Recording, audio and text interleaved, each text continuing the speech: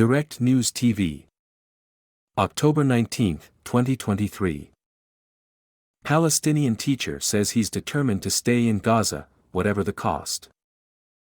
Abdullah al-Nami cannot stop wondering what will come next as the Israel-Hamas war approaches the end of its second week. What kind of life will be left in Gaza after all this? It's day 13. Around half of Gaza is wiped out, the 23-year-old journalist, photographer and teacher told Al Jazeera. Even if we survive the bombs, we survive starvation, what will be left? Al-Nami lives in Gaza, a narrow band of Palestinian territory pressed against the Mediterranean Sea.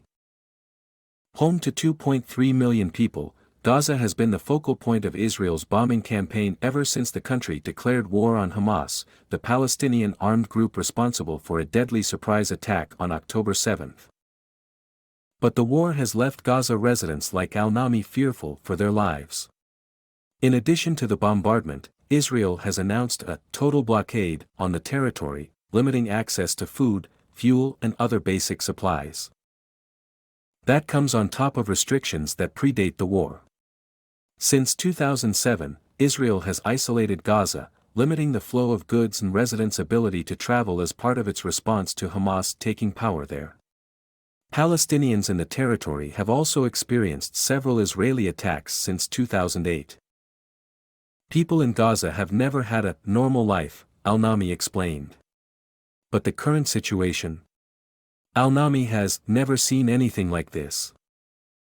Every aspect of our daily lives has been targeted, he said, noting damage and impacts to residential buildings, universities, mosques, bakeries, hospitals and schools.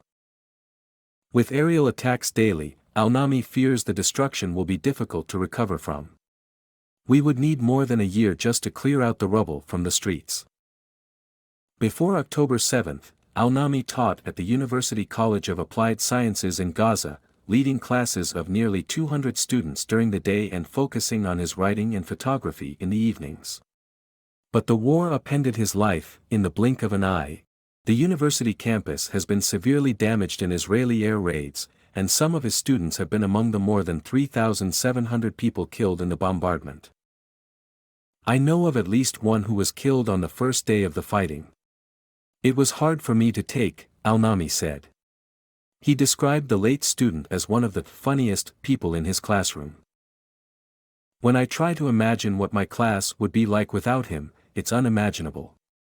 It will be hard for me to continue to teach with the same level of excitement knowing he's gone.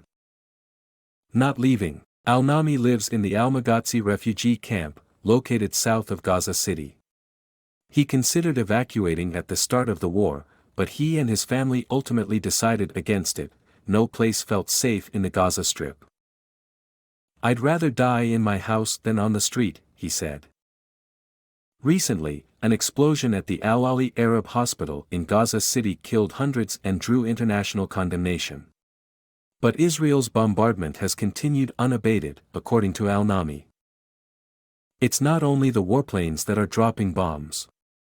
They use artillery fire from the east. They use warships from the west, from the Mediterranean Sea. The sounds of these bombs come from the sky, the east, the west, he said. It's non-stop. Nevertheless, al-Nami said he is prepared to stay put in Gaza no matter the cost. We are not leaving Gaza. We are not abandoning Palestine, he asserted. He compared the situation to the 1948 Nakba or catastrophe.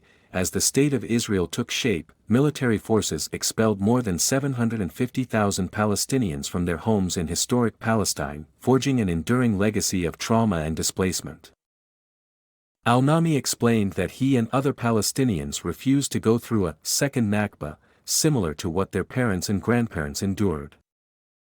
We will face all the problems Israel is creating for us and will hold our ground in Gaza as proud Palestinians, he said. My name is Kingsley. Please like, share, subscribe and hit that notification bell so you can be the first to be notified whenever we post. You won't regret it.